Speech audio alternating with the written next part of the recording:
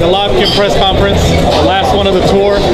Tell us what your thoughts in on the whole fight, the whole event. What's going through your mind right now? Man, it's just motivation, man, because just seeing Canelo and GGG and the atmosphere, how all the fans are just chanting on GGG, all the fans are chanting on Canelo, it just makes me more motivated and it makes me more hungry, because at the end of the day, I want to be the guy that's headlining and being a pay-per-view star. So this is just all motivation, man, and I'm glad I'm here and witnessing one of the best fights in boxing, in the entire boxing, man. This fight is going to be an unbelievable fight. You got two undefeated, two young, strong fighters as Canelo and GGG.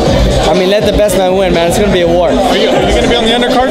We're looking into it right now. Hopefully everything all settles. But right now, I'm just focused on trying to get my next opponent. Right now, I want to be get a title eliminator, man, because I want a WBC belt around my waist, or the IBF or WBO. But right now, I'm ranked #1 in the WBC, and I heard the WBC we're trying to make Josh Warrington the mandatory to fight me. So whoever wins that fight can fight Gary Russell next. So if Josh Warrington wants to fight, man, I'm willing to fight you. Let's go out there and give the fight fans a great fight.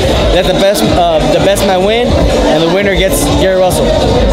Do you see any flaws in Gary Russell? Because I mean, of course you're aware of him, but do you see any flaws that you can potentially expose? Oh, absolutely. I mean, all boxers have flaws, man. No boxer's perfect. You just got to go and capitalize on those flaws. I see a lot of flaws in Gary Russell. Yeah, he is a fast, strong fighter. He's very quick. He has that vicious hook, but at the end of the day, he's human. He makes mistakes as well, and he's beatable. So I'm just going to go out there.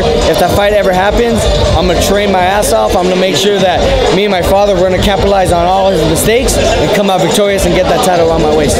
What's your take on Mayweather-McGregor and it being like 2-3 weeks before this, such a big event such as this? You know what? I think it's a good, entertaining fight. I mean, we all know who's going to win at the end of the day. We know Mayweather's going to win, but at the end of the day, it's just going to be an entertaining fight. You got McGregor that likes to talk crap. You got Mayweather that likes to talk crap. So at the end of the day, the whole build-up until the fight, it's going to be exciting to watch. And I mean, I'm a boxing fan, and I'm just a combat sport fan. So at the end of the day, I'm going to go out there and support. I'm going to pay for it, and I'm going to watch that fight as well. But it's kind of weird how they set it up 3 weeks before, because at the end of the day, a lot of people that are struggling with money and finances, they're going to want to see that GGG and Canelo fight, man, because that's the fight that all the boxing fans and everybody around the world wants to see, because GGG, he's a strong, competitive fighter, and Canelo, man, he gives it all inside the ring as well. So at the end of the day, I think everybody wants to watch that fight more.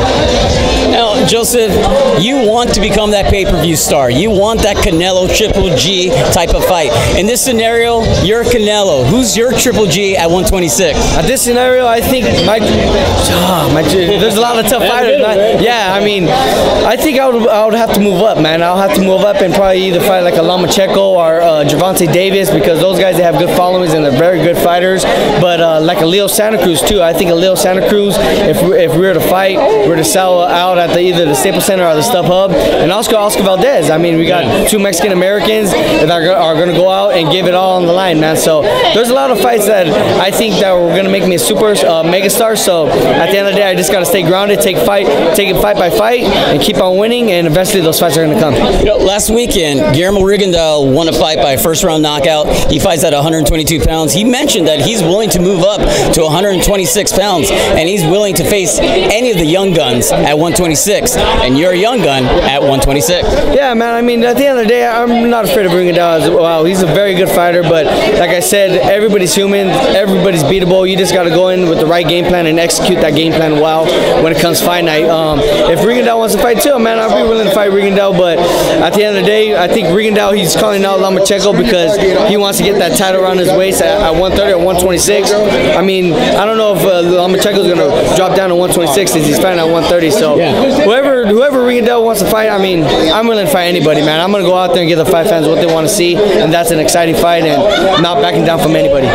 Do you have any interest or any curiosity peaking for the Mayweather-McGregor fight? Will you be watching, or will you be tuning in to Miguel Cotto? I'm going to be watching both of them, man. I'll probably yeah, I'm gonna be having 2 TVs on and watching the Miguel Cotto and the McGregor, man, and Mayweather, because at the end of the day, I am a Mayweather fan. I've been a huge Mayweather fan my whole entire life. So just him fighting again and seeing him fight one more time, it's gonna be awesome to see, because at the end of the day, man, Mayweather, he's a freaking animal inside that ring. He's just a genius inside that ring. So it's gonna be good to, you know, learn some new moves that he's gonna present that night. Does this elevate our sport in boxing, or does it hurt boxing? I think at the end of the day, it's going to elevate it, because there's going to be a lot of undercards on that card. You see Gervonta Davis, he's probably going to be fighting on that card. I mean, there's going to be a lot of huge fighters fighting on that card as well, and it's going to just build their name up and give them that exposure to everybody tuning in on that fight. They're going to be